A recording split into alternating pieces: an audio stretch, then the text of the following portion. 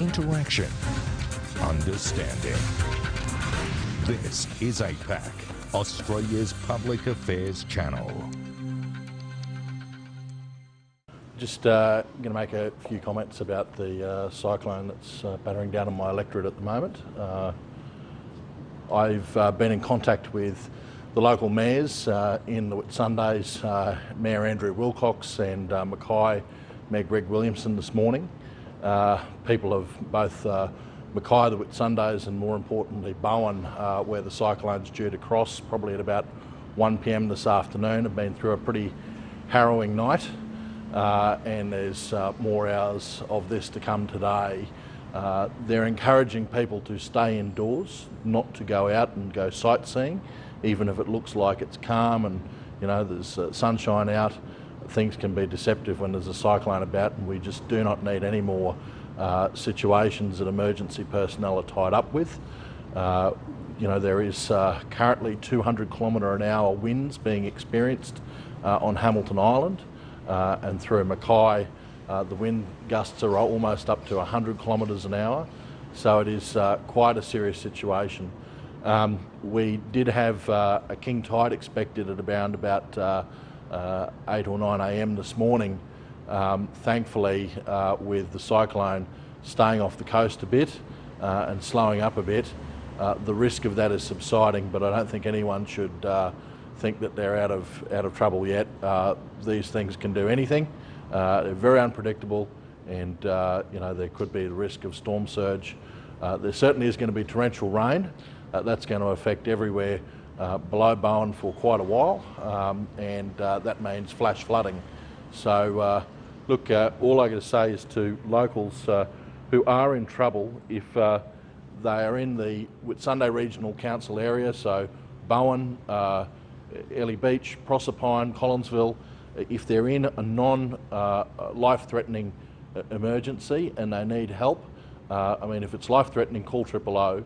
If it's other than life-threatening and not extremely urgent, 1300 972 006 is the number that people should call. And in the Mackay region, again, for those non-life-threatening, non-extremely urgent situations, 49512 466.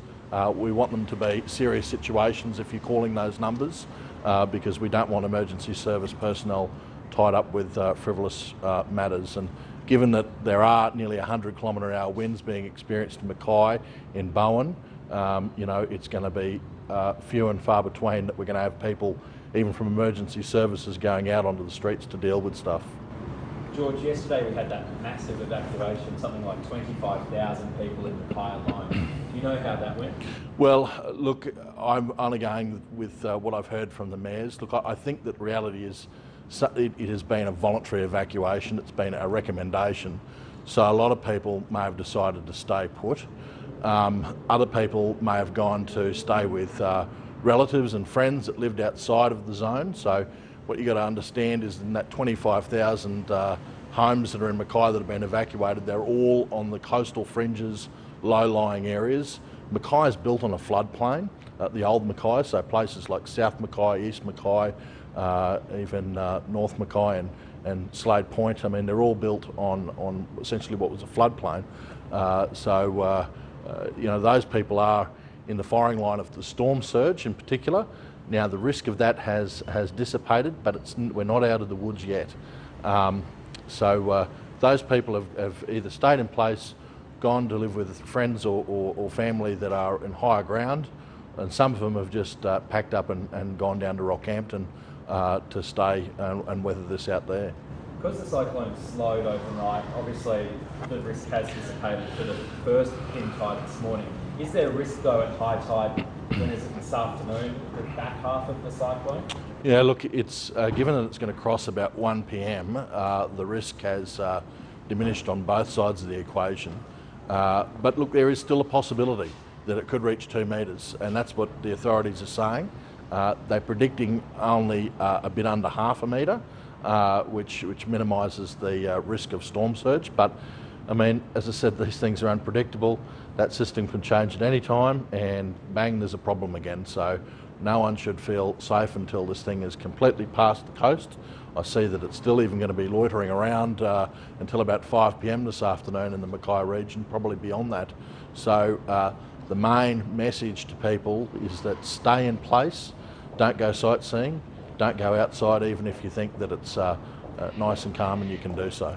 And just very quickly on the flooding risk, not the storm surge, but from the rain, with the torrential rain and Mackay being on a floodplain, is that something that you're concerned about? Oh, look, absolutely. We've got in Mackay only a few years ago, back in 2008, we had flash flooding in places, and I've got to say it left a lot of residents traumatised when a wall of water sort of rushed through people's homes. That could potentially happen again in places. We just simply don't know what's going to happen with the riverine flooding combined with potential storm surge. That we will all find out in a matter of course.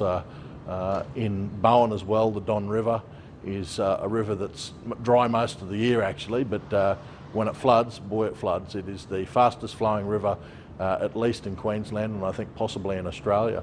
That's got the capacity to break out, to inundate homes in the Bowen region, and it's certainly got the capacity to wash out a whole heap of tomato and vegetable growing country. That would be disastrous. It is also a secondary problem, I mean, but just as important, along with the loss of life and or property in the region, which we simply hope to God that that's not going to happen. There is also an economic cost in Bowen, given that they've got the biggest winter crop for tomatoes in Australia. That's potentially under threat right now. For areas that are below it, Proserpine and Mackay, there is the sugar growing districts there, which could have lodged cane, broken cane. That means lower sugar content, which is going to be disastrous for those farmers who are seeing the world's best sugar prices at the moment that they might not be able to access. For the Whitsundays, an event like this causes people to cancel bookings 6 months out. It's just crazy that people do that, but that's what happens. And so I'd be saying to people, look, particularly those who were holidaying the Whitsundays, you obviously don't go now, but in a week's time, it's probably going to be fine to go. And certainly in months' time, it's going to be fine. Don't cancel any bookings. Very quickly, while we've got you, just on politics of the day, are you happy with how the government's dealing with the sugar issue? Well, look, I've been working with the Deputy Prime Minister, the Prime Minister and Treasurer on this over a period of weeks, in fact months actually now, but certainly in the last few weeks there's been discussions around a code of conduct and perhaps bringing that in. I'm still having those discussions with the Deputy Prime Minister, and I think that we're going to see some action on that front sooner rather than later. We hear that it's in the drawer. When's it going to come out? What's that, the code of conduct? Well, look, that's up to the PM, the Deputy PM, Treasurer and Cabinet really.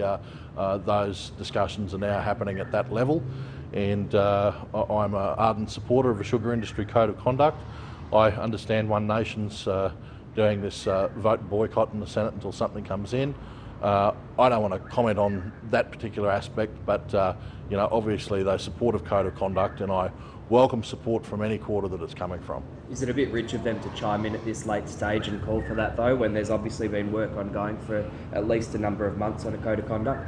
Well, I don't want to give people who are supporting the cause a kick, but what I would say is that I have been in there fighting for this issue for months now, and in fact not just months, years. I was in this fight when it all started, when Wilmar decided that they were going to not let growers have a right to market their own sugar back in April 2014.